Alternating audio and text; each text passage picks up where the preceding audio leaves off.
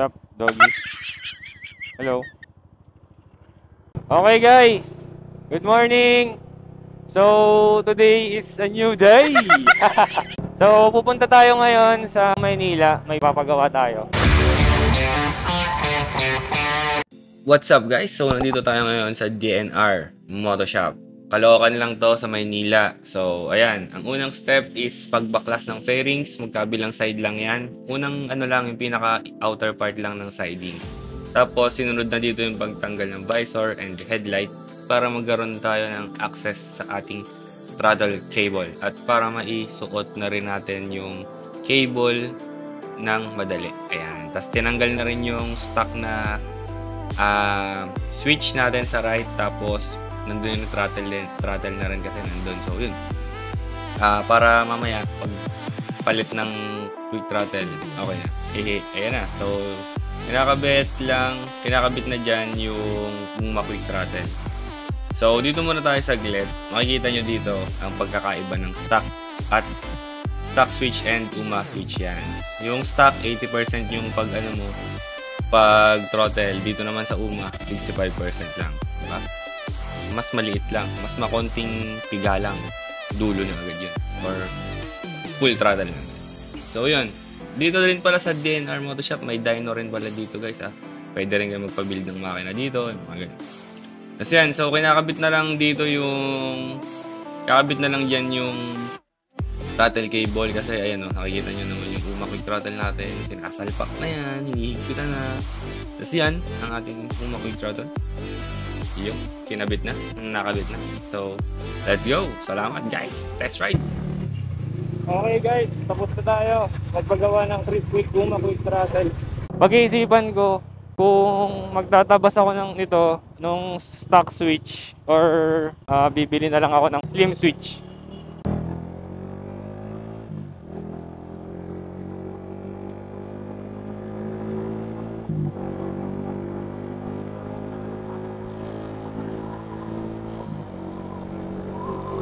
Na siya. Boom.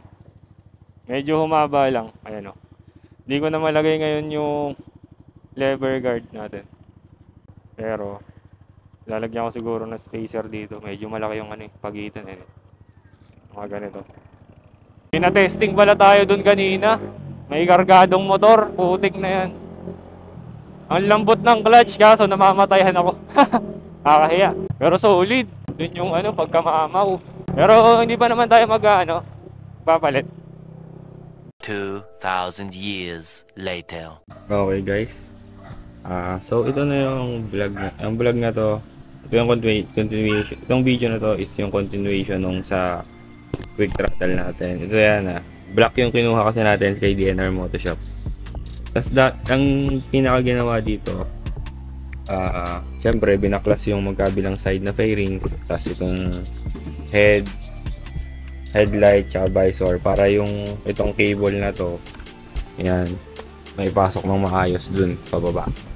Tapos ito parang nagbutas sila ng panibago kasi yung stock niyan parang nandito sa side na to, medyo nandito, kaya medyo naurong siya dun, kaya bagong may butas yan. Kasi ito may parang patusok siyang ganon, tas yung pinaka grab bar natin may butas na ganyan, gaganon siya para mag-lock.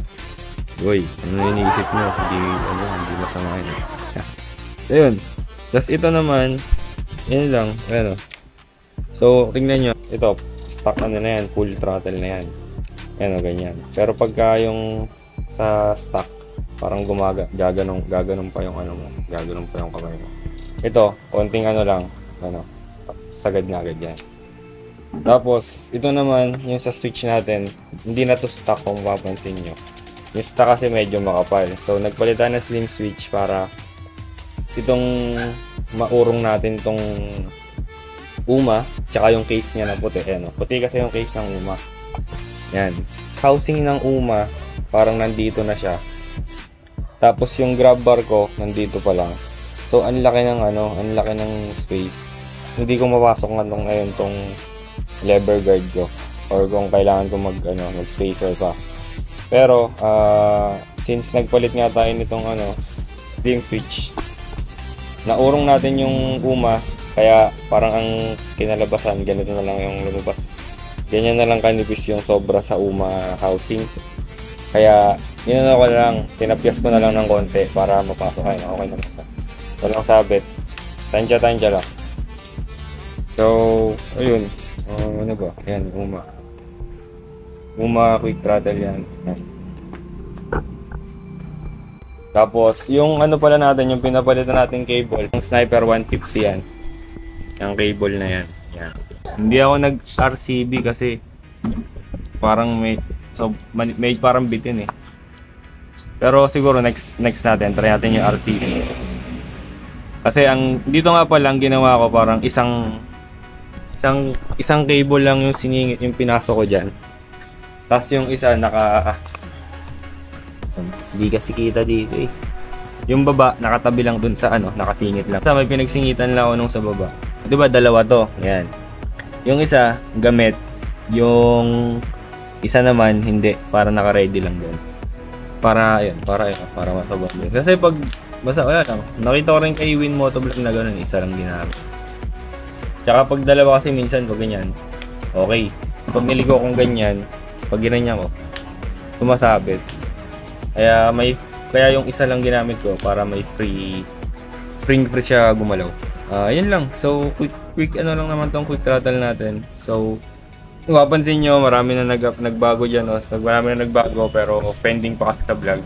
Nauna ko kasi i-video to, so UMA quick throttle, so yan ang una nating i-upload. Dami tayong pending sa pag-upload ng video tsaka pag-edit. So itong Daytona Slim Switch, may guide din ako ng pag-install nito at pag-wiring. So tingnan nyo na lang yan, abangan nyo na lang sa susunod yan. So yun lang, huwag nyo kung kalimutan mag-like at mag-subscribe sa YouTube tsaka follow sa Facebook page natin, Byroms TV. Kung may tanong kayo, mag-comment lang kayo dyan or message nyo ako sa Facebook page. Re-reply naman ako, tapos papakita ko na sa inyo kung gusto nyo makita. Basta kaya ko pang makoplasin. Tapos kung sa DIY, feeling ko kaya nyong i-DIY, manood lang kayo ng, kasi ako parang naray ko ring ayusin tinry ko ring ayusin. Nung nag-install ako ng Slim Switch, parang ginalaw ko pa rin yung quick throttle. So inurong ko pa siya papasok. So parang ako rin yung na-DIY ko rin siya. So kung kaya nyo rin yung feeling ko. Matik yun. So ayun lang. So yun yung topic natin sa araw na to, yung pag-install ng UMA quick throttle. So yun lang. So kung wala na kayong tanong, salamat sa pag-nanood. Huwag niyo kalimutang mag-subscribe. Byroms TV, signing out.